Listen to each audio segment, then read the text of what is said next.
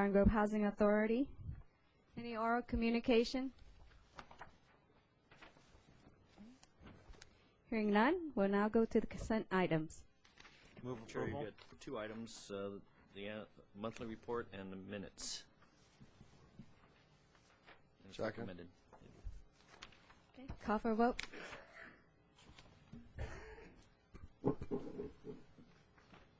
Motion received, 7 yes votes.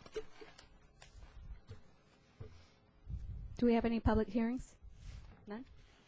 Hearing none, we'll now go to items for consideration. None.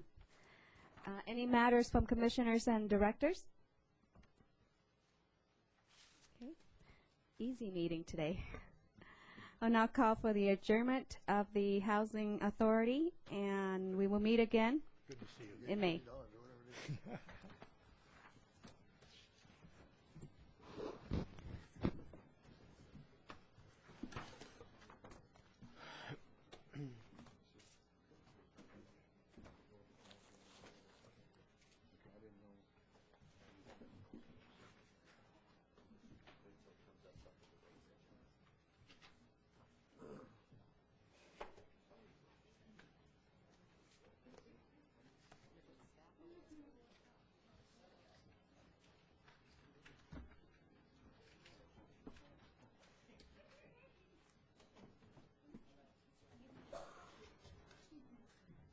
Hey, Bruce, do you prefer to have this chair moved? I don't care one way or the other. Why don't we just move it back so I can Get in and out. Okay.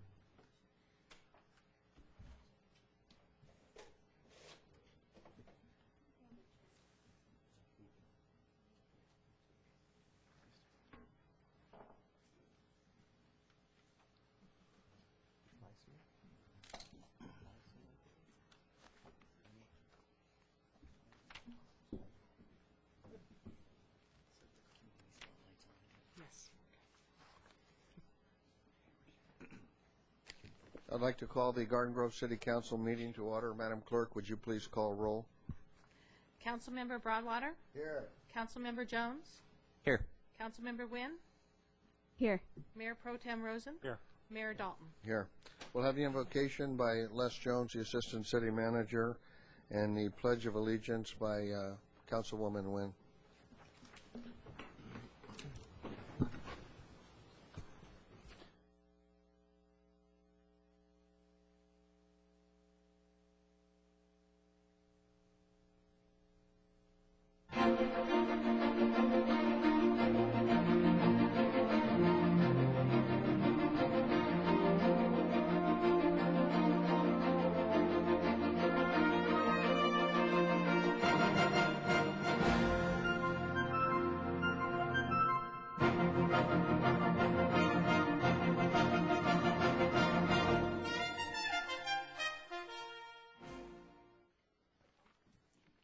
Okay, I see we have a presentation. Yes, we do, Mr. Mayor, and I'd like our Assistant City Manager, Les Jones, to make the presentation this evening. Thank you, Mr. Fertel. Tonight, the Garden Grove City Council is pleased to honor the 2008 Central County Regional Occupation Program's Business Leader of the Year for Garden Grove. This year's recipient is Kevin Sheehan, General Manager of Buca de Beppo. Sorry. Hello. I'm not Kevin. You're not Kevin. Well, we'll pretend. Mr. Sheehan was unavailable to be with us tonight. However, Lisa Driggers of Garden Grove Unified Regional Occupation Program teacher, who works directly with Mr. Sheehan, is here tonight on his behalf. And as you can see, she's come forward. The Central County Regional Occupation Program is committed to developing and enhancing the employability of its students in various career fields by providing students with on-the-job training that is responsive to the current labor market demand. As a thank you to the business leaders who participate in the ROP program, the ROP Business Leader of the Year Award is presented each year to one business leader in the Garden Grove Unified School District who has made a significant impact on education and more specifically on the ROP students. As General Manager of Buca de Beppo, Kevin Sheehan oversees the daily operations of a popular restaurant in the busy International West area. Today, he is being recognized for his support of the ROP Restaurants Career Program and his commitment to its students.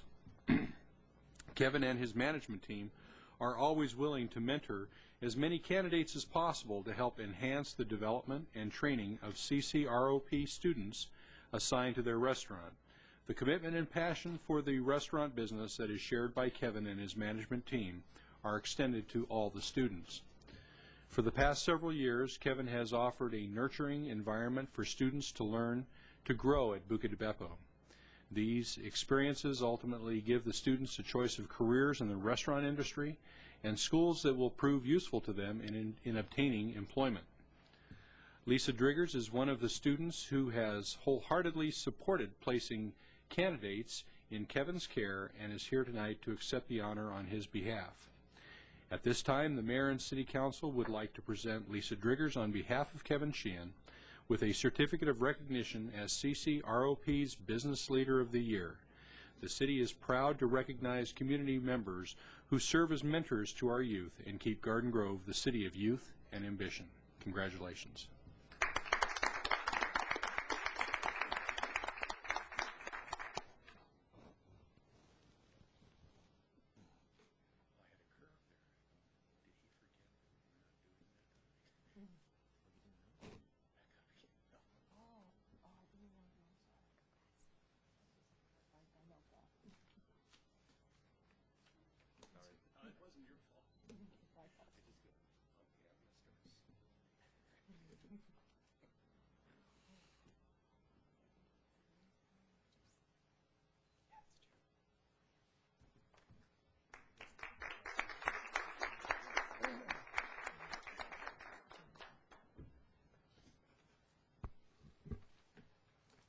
Okay, at this time I'll open oral communications for the council meeting, the agency, and the sanitary district.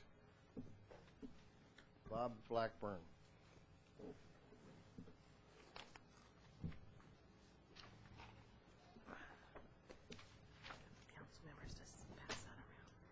Thank you, Mr. Mayor, Mayor Pro Tem, and council members. It's a privilege to be here this evening.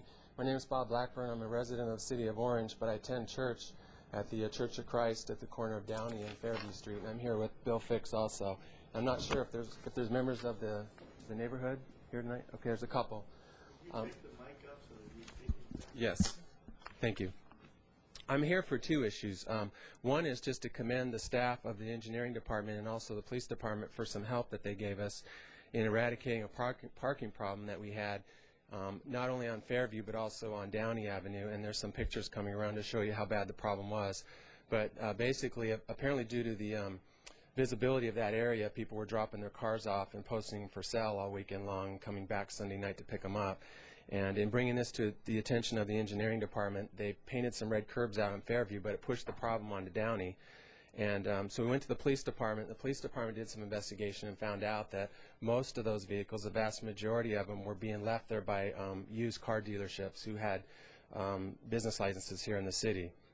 And once they were contacted and told they were violating the terms of their business licenses, the problem cleared itself up almost within 2 weeks.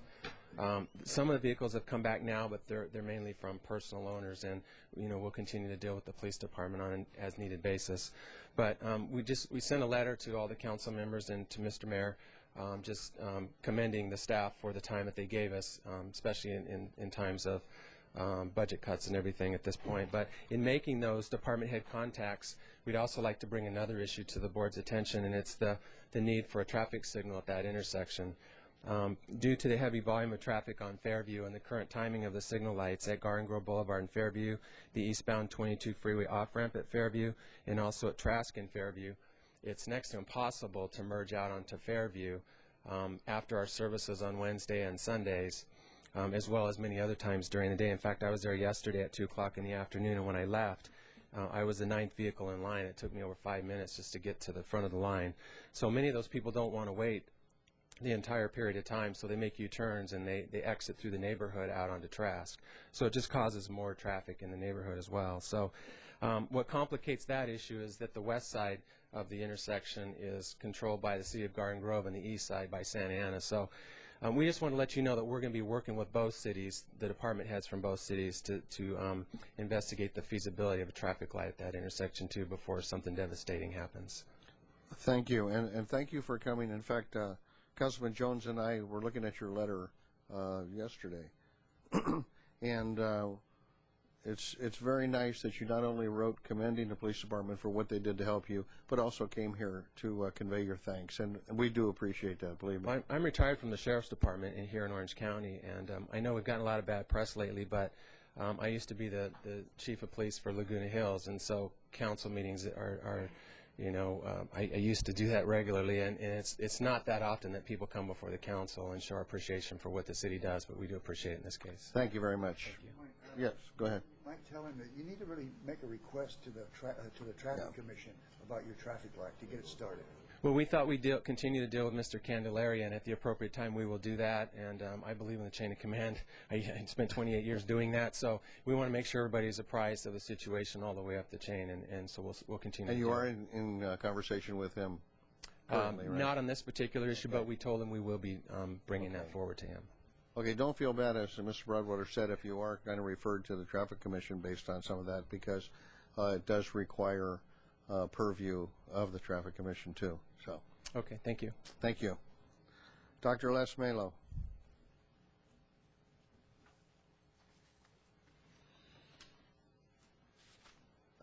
I'm Les Melo, veterinarian from the Garden Grove Dog and Cat Hospital and Animal Inns of America. And I would just like to point out that our hospital has been a fixture in the city for over 50 years, and our pet hotel has been here for 30 years. We employ about 35 people. Animal Inns was voted the best pet hotel in the city in 2007, and Garden Grove Dog and Cat Hospital has been voted the best veterinary hospital in our city for 7 years running. Our doctors have provided leadership on the state and national levels, and we've been a respective and I hope respectful and responsible and responsive member of the community for quite some time. We were first ones in our area to rebuild our buildings along Garden Grove Boulevard, and we've continued to maintain them and remodel and paint and do the things we need to keep them attractive in our community. We respect the need of our community to always seek to move forward and modernize. We do that in our own hospital and pet hotel. But we wish to point out that moving forward can only be positive if as we move forward, we also do not do any damage to those things that have contributed to make our community great. And I would respectfully request that the agency and City Council direct any potential developers within the Century Triangle to speak to Triangle business owners with the hopes that such accommodations and compromise can be reached so that we can allow continuation of community assets.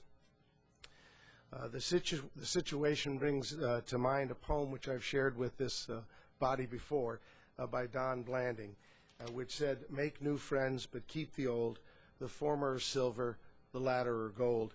We believe that Animal Inns of America and Garden Grove Dog and Cat Hospital bring gold to our community, and we certainly would like the opportunity to continue to do so. So please keep that in mind when considering the Triangle development. Thank you. Thank you. David Ville.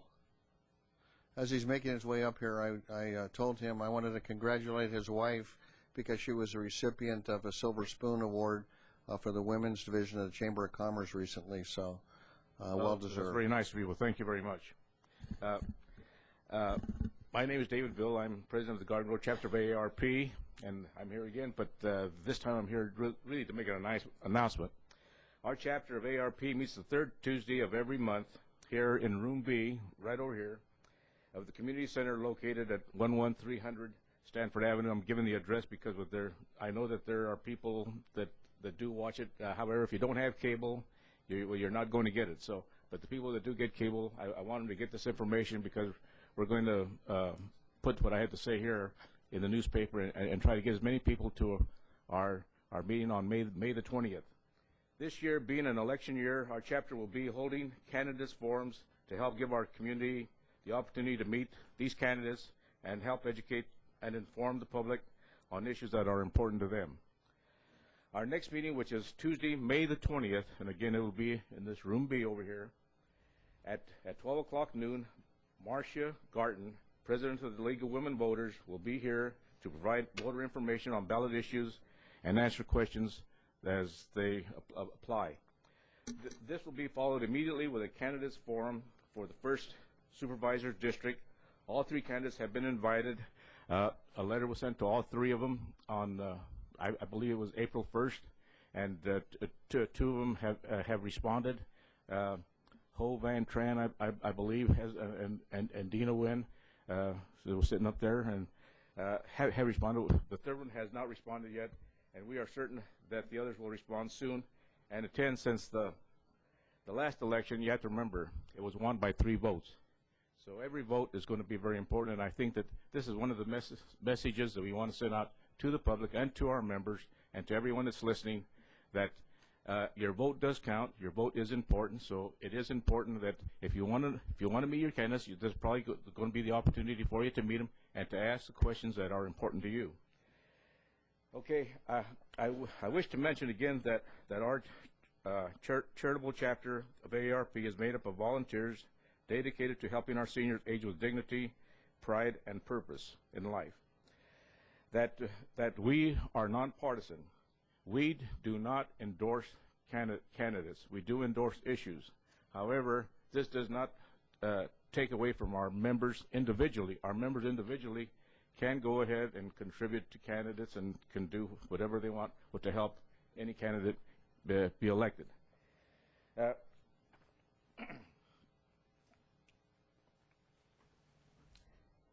And I think that this probably an American right that we just, you know, as a chapter, we could not take this away from our members. But as a chapter, I just want you to know that as a chapter, we cannot endorse candidates. But again, we do endorse issues, and I want to thank you for the opportunity to tell you this. Thank you. Thank you. Robin Macario. Good evening.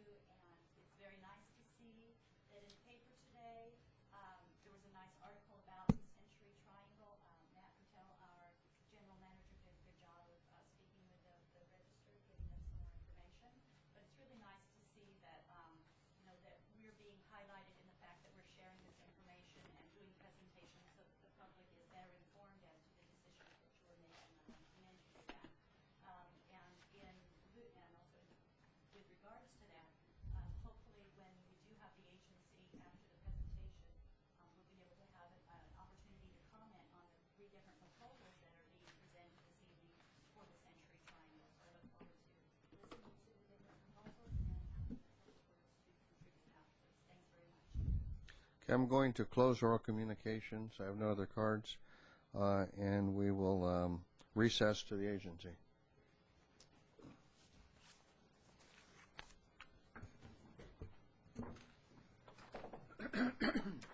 Okay, at this time, we will open up the Garden Grove Agency for Community Development. Ms. Taylor, but please mark everybody here, present. A lawyer, we lost our lawyer.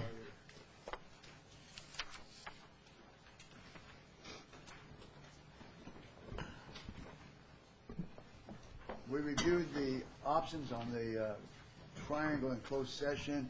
I'm going to have our lawyer, Celeste, report on this for us. In closed session, we did review.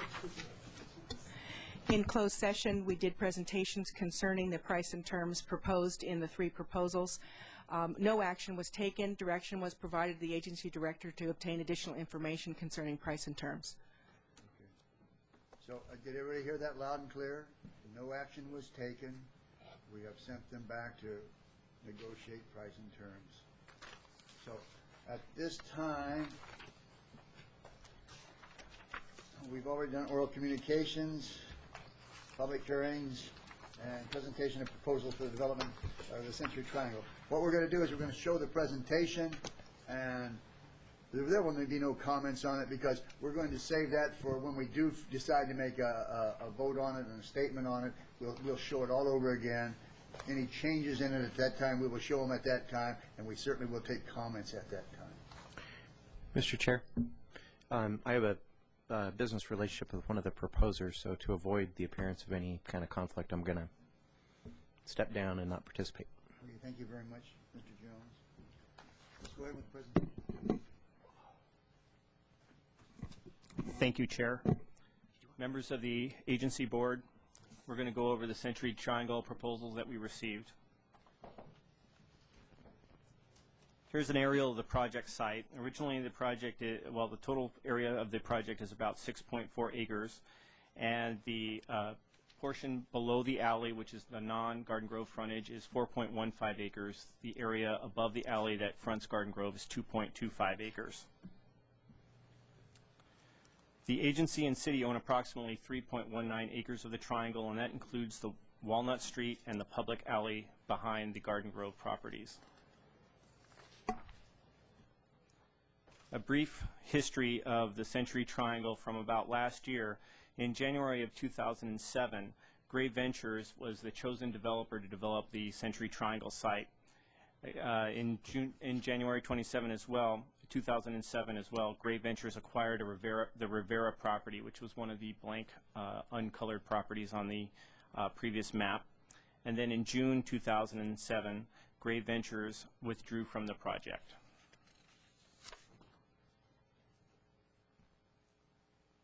Since then, we've received 3 unsolicited proposals from October 2007 through December 2007.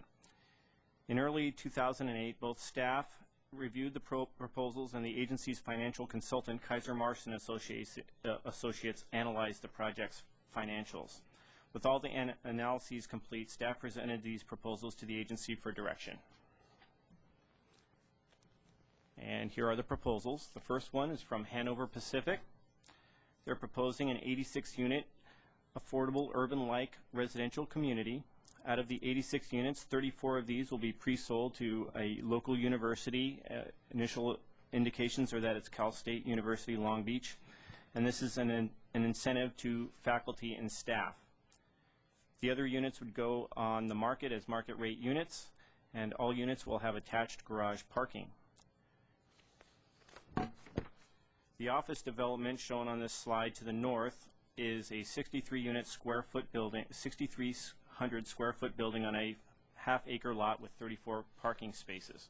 This would be phase 2 of this project. These are a few of the projects that Hanover Pacific LLC has done. They're a full-service real estate development firm, and they have experience in capital markets, acquisition and development, and construction services. The second proposal is from Westminster Asia Plaza LLC.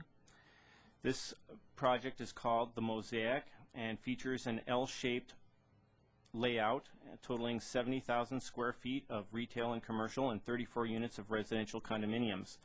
The first and second floor features the commercial space. These are commercial condominiums, and the third and fourth floors will be used for residential condominiums. There are 220 above-ground parking spaces proposed, as well as 220 below-ground parking spaces, which would mainly be used for the residents. Here are a few examples of some of Westminster Asia's projects. They have 25 years of development experience centering mainly on commercial and shopping center type projects, although they have begun to delve into residential projects. The third project is from Brandywine Homes. Brandywine is unique in that it is the only proposal that deals completely with the Garden Grove frontage. The proposal is divided up into 2 phases. Phase 1 is developed on the original bottom portion of the site, the 4.14 acres.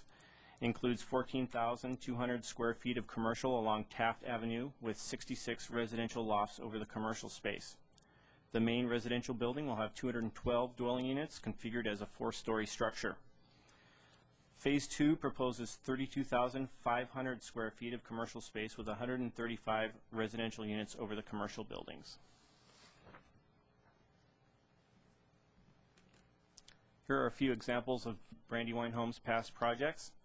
They've been in business for over 30 years, and their products range from suburban detached single-family homes to townhomes to condominiums and urban infill projects.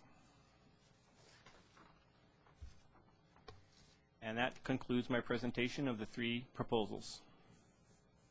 At this time, we will go on to matters from agency members and directors. We will not continue with this at all. We have sent advice to staff to continue the negotiations, and we will be back, and when we do it, if there are changes on this, and I'm sure there probably will be, we'll incorporate the changes, and we'll do the view again, and everybody will get a chance to speak before we cast a vote on this. Any matters from any agency members? Mr. Jones, get Mr. Jones back. Oh, hold on a second. For the second one, the second floor is what? The second floor of that proposal is proposed to be office condominiums. The first floor would be retail condominiums.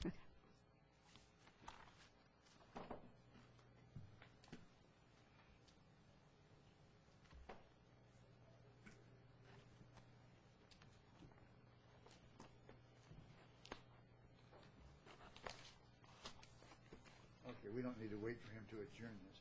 We will adjourn the agency until May the 13th.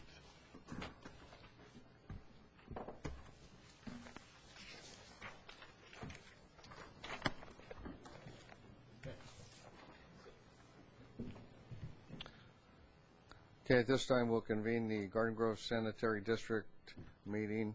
Let the record show all members are present. Why don't you stick around a few minutes? We go right to consent items. Yes, Mr. President, it's recommended that items 2A through 2F be acted on simultaneously unless a separate discussion or action is requested by our board members.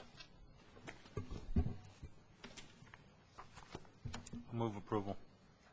Have a motion? Second. Second. Call for the vote. Motion received, 5 yes votes.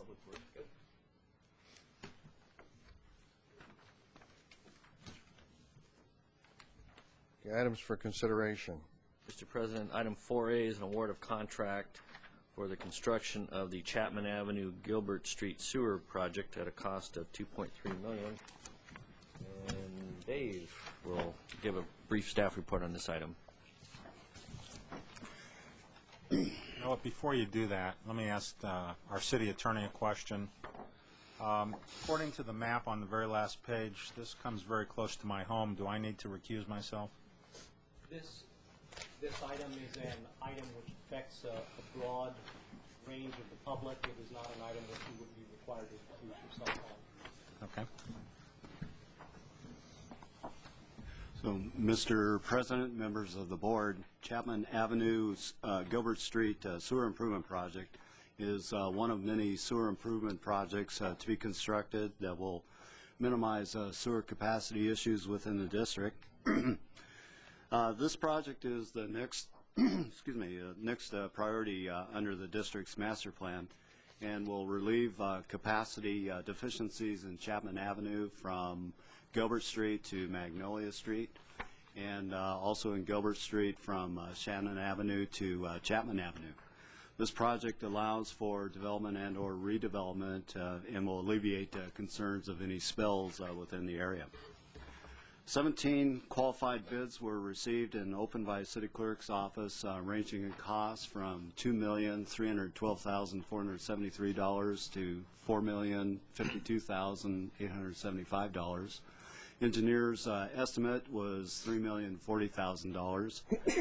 The lowest qualified bidder is Mladen Buntage Construction Company Incorporated, and references and required licensing has been verified. Funds have been budgeted and are available for construction of the project. It is therefore recommended that the board award the contract to Mladen Buntage Construction Incorporated. And this concludes the staff report. I'll be glad to answer any questions you have. Thank you. Any questions for staff? Yes, Mr. Rosen. I don't know if you're the right one to answer this. during the period of construction, begins construction May 27, 2008, completes construction October 31, 2008. Are there any street repairs scheduled on the two streets where this is occurring during that time? I mean paving, not sewer construction, but paving of the streets themselves. Yes, Board Member Rosen, there won't be any construction in street construction in Gilbert Street or Chapman Avenue within those cross streets earlier referenced for a period of at least 10 years. Okay, good. Thank you. You're welcome. Any other questions for staff? Yeah, do we have the balance on the budget? Right, this is being funded out of a bond issue we issued a couple of years ago, so these are bond proceeds that we're using. Move to approve. Second. Okay, I have motion second. Call for the vote.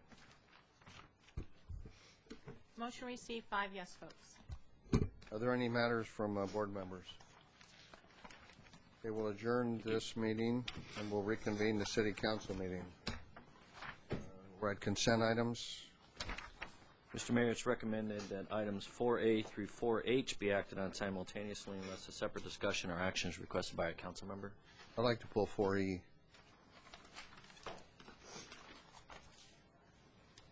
Any other? If not, I'll entertain a motion. Move the balance. Second. I have a motion second. Call for the vote. Motion received, 5 yes votes. The reason I pulled 4E, and that's acceptance of a California Gang Reduction, Intervention, and Prevention CalGRIP grant, was because a couple weeks ago I met with Paul Sieve from the governor's office, and he was down here because of the fact that we were awarded this grant. It's a $240,000 grant to combat youth gangs. And I just kind of want to give you an idea of what submitting a grant looks like. This is quite an undertaking. And the chief, Joe Polazar, Deputy Chief Kevin Rainey, Chuck Boyd, there are so many people that are involved in this. Townsend Public Affairs, Jose Solario, Assemblyman Solario, notified us about the grant. I know we're aware of it anyway, but the nice thing is that people are making sure that we are aware. There were I think 19 cities chosen and only 2 in Orange County, Anaheim and Garden Grove.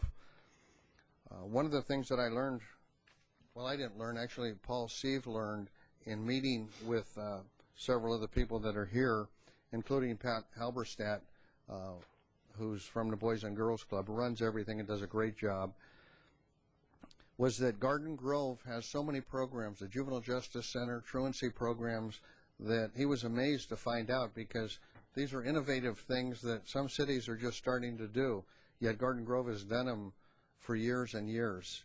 And we really are a leader in our police department. Chuck Boyd, who did an outstanding job on this grant, everybody really is to be commended. And I just wanted to kind of mention that. It was $240,000 that they got to help with that. The Juvenile Justice Center, it's diverted so many kids and prevented a lot more things from happening with some of the kids that were on the wrong path. And I just wanted to commend all of them. Having said that, I move approval. Second. Call for the vote. Motion received, 5 yes votes.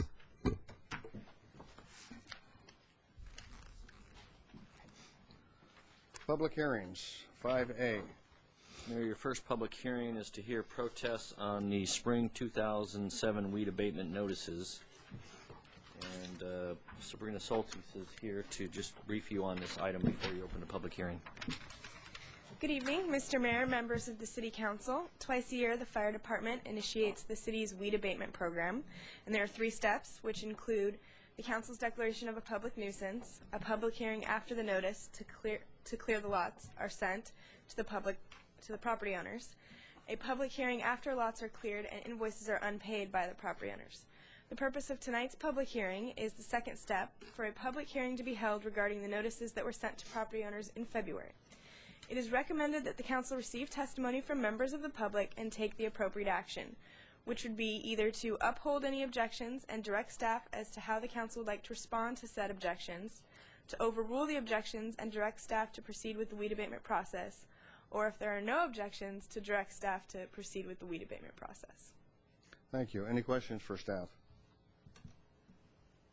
Okay, I'll open the public hearing. Is there anyone here that would like to speak on this issue? I'll close the public hearing. Move we approve. Second. I have a motion and a second. Call for the vote. Motion received, 5 yes votes.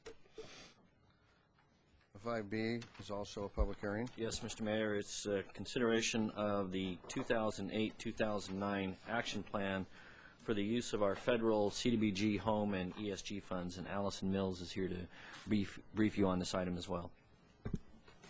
Good evening. The item you have before you is the draft 2008-2009 action plan for the use of HUD funds. As a recipient of HUD funds, federal law requires that all jurisdictions who receive Community Development Block Grant, Home Investment Partnership, American Dream Down Payment Initiative, and Emergency Service Grant funds to prepare an action plan. This action plan specifically identifies how these 4 types of HUD funds will be allocated to the 11 priority objectives that were identified in the 5-year consolidated plan. During the program year, approximately $7.6 million in HUD funds will be available.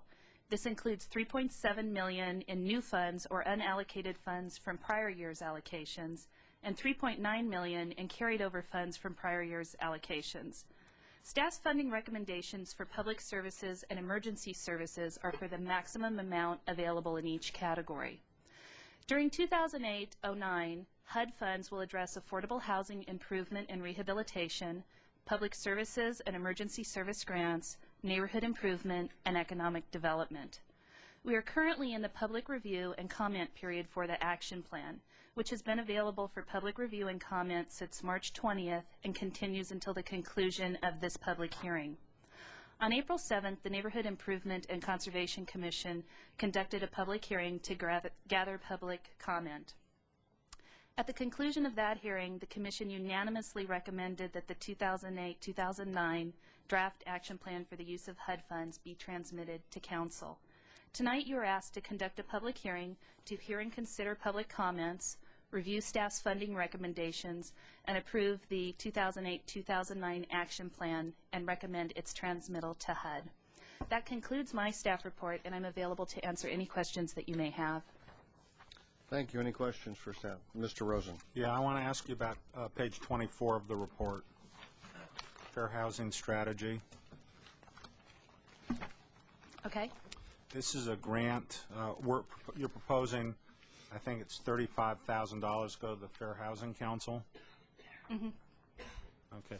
My concern is how that money would be spent. As I understand from reading newspaper articles and from other conversations I've had, that they are in an odd position that the chief executive officer of the Fair Housing Council is in litigation with the board of directors of the Fair Housing Council, and she has locked the directors out of the operation of the Fair Housing Council, and that the board of directors are asking to use grant money to pay their legal fees, and in the meantime one of the staff lawyers is representing the director with grant money. And I'm concerned that the money that we would be contributing to, that's supposed to go toward remedies for discrimination, is instead being used on this internal dispute. And I think that's a valid concern. However, staff would not allow that to happen. When we sent out the request for proposals, the proposals that came back were very specific in nature. It outlines stated goals, which in this case are different fair housing services that they'll provide to Garden Grove residents. And then there's also a very specific budget on which staff positions will be paid to deliver those services. And the funds that we recommend for fair housing, none of those funds are given in advance. Instead, fair housing will spend their own funds to deliver services, and then on a quarterly basis, they send a quarterly status report to us with documentation of the funds that they have already expended to meet those goals. Staff reviews the goals, they review the invoices and the documentation on the funds that have already been expended, and only then, if they are in accordance with the proposal that they had sent and the requirements in their agreement, then we will reimburse them for the expenses that they've incurred. Okay. Is that in here? Is the budget in here somewhere? Their individual budget on how they're going to expend the funds? Our request on how they're going to expend our funds. No, that would be in their proposal, and then that will be incorporated into the grant agreement that we ultimately execute with them based on your decision tonight. And on what basis, how frequently do we reimburse them? Quarterly. Okay, so they give us a quarterly report, and then we issue them a check? Yes. Okay, and when would the next report be due? The last one was due on the 15th of this month, and the next one will be due on the 15th of July for the current year. Okay, have we received the April 15th report? We have. Okay, and it shows the month that they have provided the services for which we contracted? Yes, it does. Okay. I think for the July 15th report, I'd like to see that, or maybe the council could see it before we vote to reimburse. Or when we reimburse, is that one of the warrants that is usually in the council package? Yeah. Probably. Okay. I'd like to see their report before we reimburse. Okay. I have a question. Mr. Broadwater. Have we ever challenged any expenditure? Not to my knowledge, we haven't. Okay, I'd like to open a public hearing. Is there anyone here that would like to speak on this issue? Yeah, I'll close the public hearing. Well, I'd like to make a motion that we go forward, but I really want to incorporate what Mr. Rosen said, make sure that we have that information on this next report. Okay, have a motion? Second. And I take that to mean that we get the report of services before we decide to reimburse. Correct. Okay. Okay, I have a motion and a second. Call for the vote. Motion received, 5 yes votes.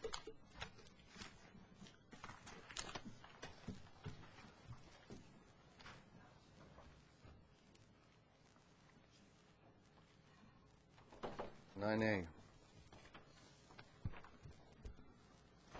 Yeah, this is your item, Mr. Okay, Mayor. it's what I had put under 9A was a renaming of a city park or the civic center area. And that's just kind of an idea that I wanted to throw out. I think everybody is aware of Michael Mansour, the gentleman that gave his life recently, Garden Grove resident, and he dove on a hand grenade to protect other SEALs that were with him. And I think some of you remember, we actually, it's surprising that I thought we had 3 Medal of Honor winners.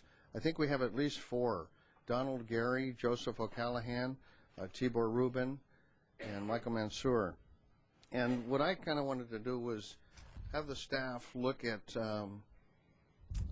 some way that we can pay tribute fairly to all of them, because they all gave the ultimate sacrifice, and I think it should be something, whether it's a memorial park or I'm not sure yet what, but I think we should have one place where we could recognize all of them, and it could be something similar even to the police memorial. I don't know, but I'd like to hear a few comments, and ultimately perhaps direct the staff to look at some of the possibilities.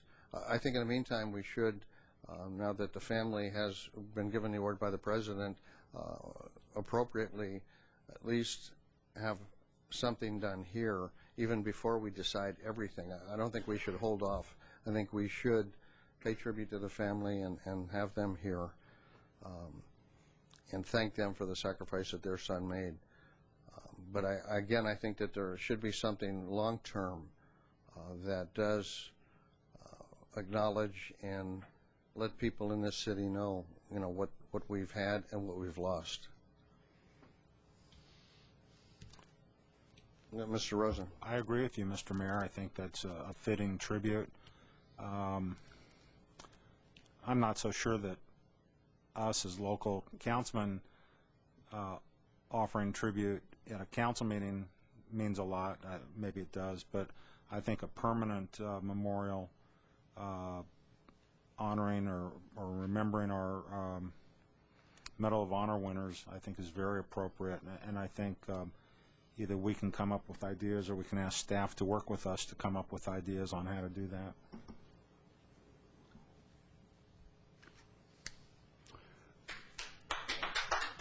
Just Mr. Jones.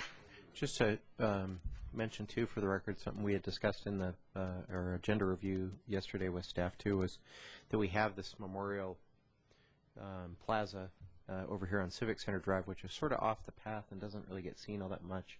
It's got some defunct features to it, like the Eternal Flame, which I don't think is even working right now.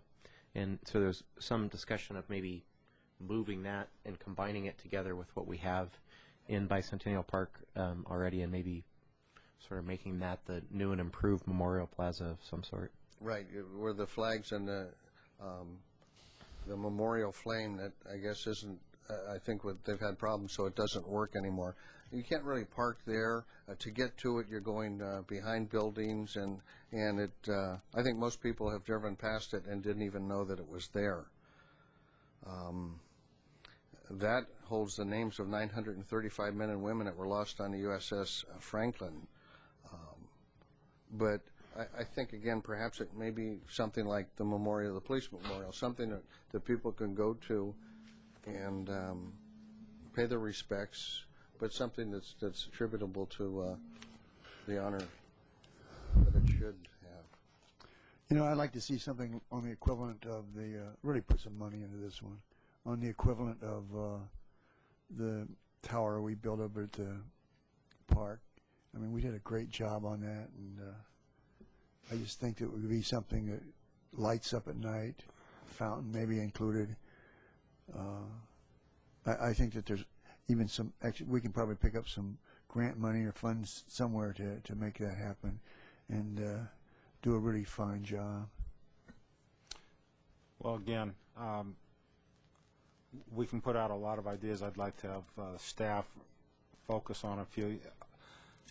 For the 50th anniversary, the Garden Grove Community Foundation tried to find an appropriate thing to construct, and the board originally had the idea of doing some sort of a war memorial, and members of the board went to various veterans groups, and they didn't show a lot of interest, so the board ended up having the three figures, the children's figures, which are in the pond. So, I mean, we can come up with a lot of grandiose ideas that there may not be a lot of support or money for. So we need to take that into account in finding something appropriate. If we start talking about digging up things and building big things, we need to make sure it's feasible first. Yeah, I agree with what you're saying, but I think it is feasible, and I think, you know, the way the other one was laid out with the Eternal Flame, it just was done poorly. I mean, there's no way people can even get. I think there's one service a year that I've been to when I've been invited with the Veterans of Foreign Wars, and they have a ceremony there once a year. But other than that, I don't know of anyone that even uses it. And so it's not. I mean, it's not visible, and it should be visible. It should be something that someone can see, and when you drive past it, you know, you remember that people gave their lives for us. But you know, I mean, we can come up with all kinds of ideas and then look at the feasibility of them. But some of them, you're right. I mean, there may be some that we're not able to. But I can't help think that there isn't someplace in Garden Grove that we could do this, and the people of Garden Grove would certainly support it, and even be willing to donate to it if that's what it required. So I guess we can give you direction to come up with some ideas, and we can each have our own ideas too, and pool them and see what makes sense. 9B.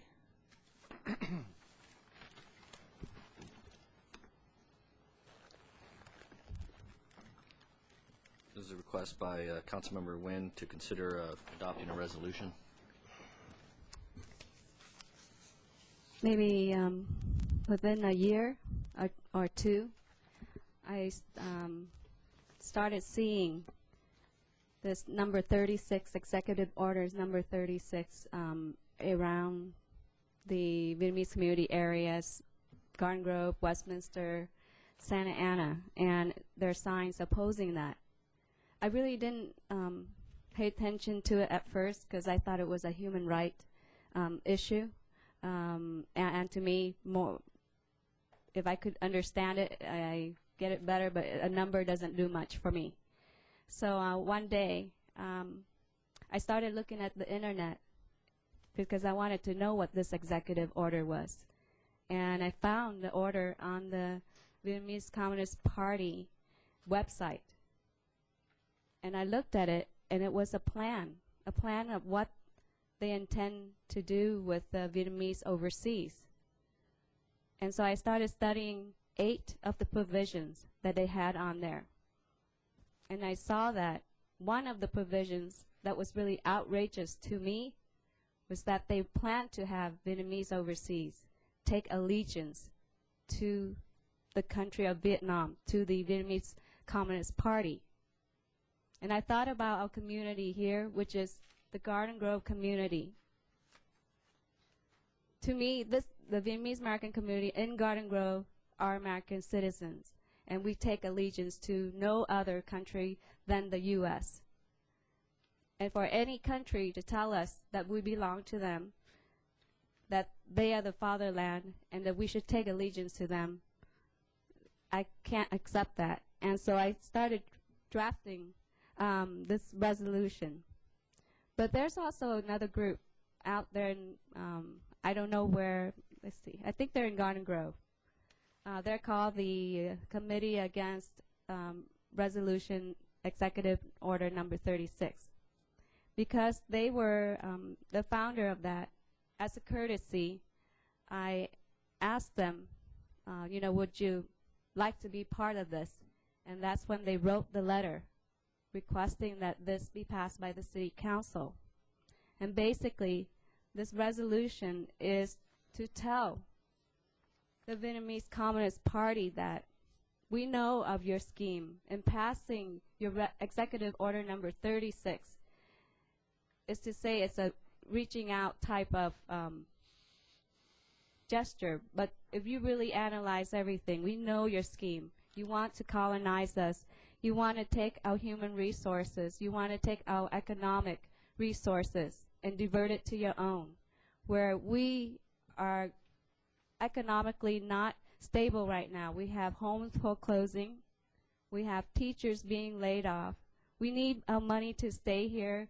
We need to pay taxes here so that we can protect our citizens, develop our schools, develop our community. And I want to bring awareness to this because as the local government, if we see this happening, we need to bring awareness to it, and especially the younger generation, Vietnamese American generation. I wanted to send this message to them that this is happening, that if they're being recruited to go to Vietnam and trade off their knowledge, scientific knowledge, that's a danger to us in the future. That's a danger because it may go into espionage and so forth. But just to make a long story short, I see the danger of this, and I can't be more careful than just to raise awareness. And since I've been a victim of communism, I want to make sure that those thoughts and ideas don't follow with us to America, where this is our new homeland. We need to mainstream our community. And that's my goal, is to mainstream the Vietnamese American community here so that we can benefit the whole and not just isolate the community like that. Thank you. Thank you. Mr. Rosen. Yeah, I would like to join. I spent some time with Councilwoman Dina Nguyen on this, and I think she has a thorough knowledge of what this Communist Party executive order is doing, and the one thing I want to do is to make a change in the resolution. In the first resolve clause, it's on the second page of the yellow, where it says to signal our intent to expose and expunge all covert and overt activities by the Socialist Republic of Vietnam. I can understand our council taking a position on Executive Order 36. I don't think we want to do anything that obliges us to take action beyond that by going out and exposing and expunging activities. That's not our role as a municipal government. So I want to take out the words to signal our intent to expose and expunge and simply put the word condemn, so that we recognize the harmful effects of VCP Executive Order 36 and condemn all covert and overt activities by the Socialist Republic of Vietnam. And then just one other comment. There's some names that are listed here as the cover letter that was sent to us by the Coalition Against Vietnamese Communists, Executive Order number 36. There's two names who signed that, and my understanding is... Mr. Rosen? Yes. Only one. One name? Oh, that's one name? Well, the two names signed, but only one is of what you asked me. Okay. One of them is involved with the protest against the Viet Weekly newspaper on Main Street, and I'm going to talk about that in a few minutes, but I don't want our passage of this resolution to be taken as approving or disapproving the protests that are taking place on Main Street. So I'll second. Did you move to approve the resolution? No. Do you want to move? No, I'll move to approve the resolution. As amended? As amended. Oh, I just want to add one more item on that. On the same line, I want to welcome back our Garden Grove resident, Bao Mai. He's 38. About 3 weeks ago, he was released from Vietnam because he went to Vietnam to take medicine to some human rights activists, and he was detained there. He was detained, and they told him he couldn't leave until he signed allegiance to the Vietnamese Communist Party, and he refused. After 48 hours of detention, they decided to deported him. And he came back to the U.S. safely, and I want to acknowledge his bravery and welcome him back. You're not putting that into the resolution? No, I'm not. Okay. I just, that's along the same line where I'm proving that they're trying to get us any way they can. So thank you for seconding the motion. Okay, I'll second it as amended. Okay, a motion and a second. Call for the vote. Motion received, 5 yes votes. Okay, Mr. Broadwater. You know, I really don't have anything further tonight. I sort of nice to have a short meeting, and we'll try and we that way. yeah, you're doing a good job of keeping it that way. So, Mr. Rosen. Okay, thank you. First of all, I want to say hello to Jason and Rachel, who are first-time watchers of this council meeting at home. I had occasion on Saturday to go down to Main Street while the weekly protests were taking place against the Vietnamese newspaper Viet Weekly, and I went to the hair salon across the street to get my hair cut, and saw the protesters who had amplification, and then the counter-protesters, Mr. Katz and I think Mr. Scott, who has a tax service, and they were counter-protesting also with amplification, and so you had this amplification on both sides, and when I went into the salon, I could still hear it while I was getting my hair cut, even though, you know, with the buzzing and all that. And, you know, there are businessmen on Main Street who are claiming that they're losing a lot of money because of the protests back and forth. And I've read all the correspondence that has come into the city and the responses from the city attorney. And there's one statement in there that says our noise ordinance does not apply because it is an outdoor gathering, and I just think that when protesting is fine. It's kind of ironic that people are. There's a protest on Main Street against Viet Weekly. There's another protest taking place in Westminster against a major Vietnamese newspaper, New Viet, and it's essentially an attempt to shut down two newspapers. And the newspapers are the beacon of the First Amendment in our country. And so it's ironic that these groups are trying to shut down newspapers who have a different point of view than the rest of the community. And I understand that the First Amendment applies to protesters as well, but I have two inquiries. Number one, the noise amplification I think is disturbing businesses, and it's a secondary effect from these protesters. There is a case, Ward versus Rock Against Racism, which I think is from 1989, a 1989 U.S. Supreme Court case involving amplification in Central Park in New York, where due to the amplification, the noise went beyond the boundaries of Central Park, and the city passed an ordinance against it, and the promoters of the concert in Central Park said that was affecting their First Amendment rights, and the court said no, you can have a noise ordinance as long as you're addressing noise as opposed to the content of the protest. So I'd like to have us look at that and see if we need to modify our noise ordinance.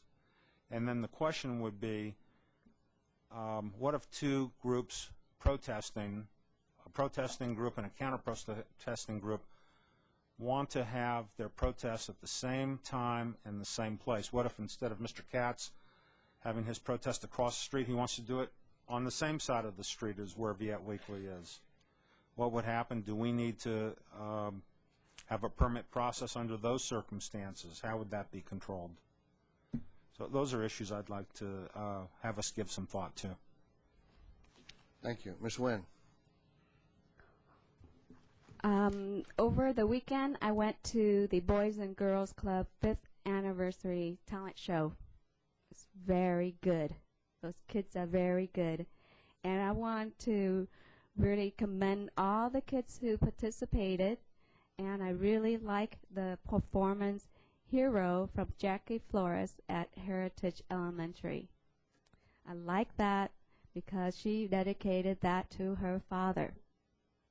And that reminded me of me when I was little. But I like all the other ones too. It was very uppity and a lot of performances. I wanted to get off my chair and dance with the performers. And also, there is an exposition at 9191 Bose Avenue. It's a refugee boat that's some of the people escaped Vietnam, to one of the islands back in 1978, and it's being displayed so that you see how little it is and how many people it held, and how much it went through to save a lot of lives and bring a lot of people to freedom.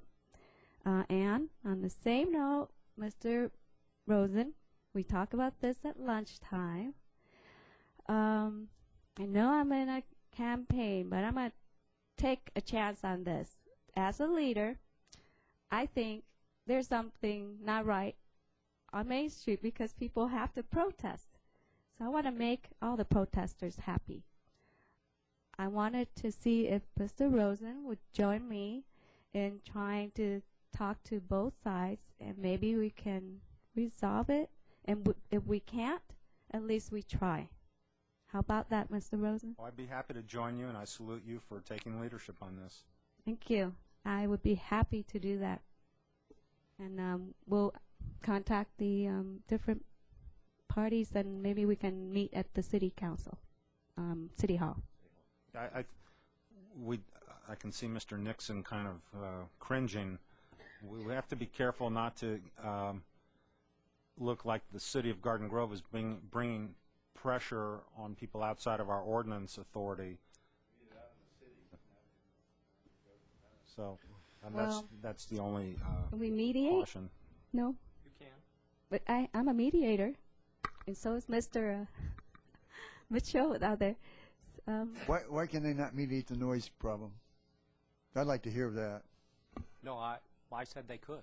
Oh, okay, well, I heard can't. I'm sorry. Can we mediate in the city hall?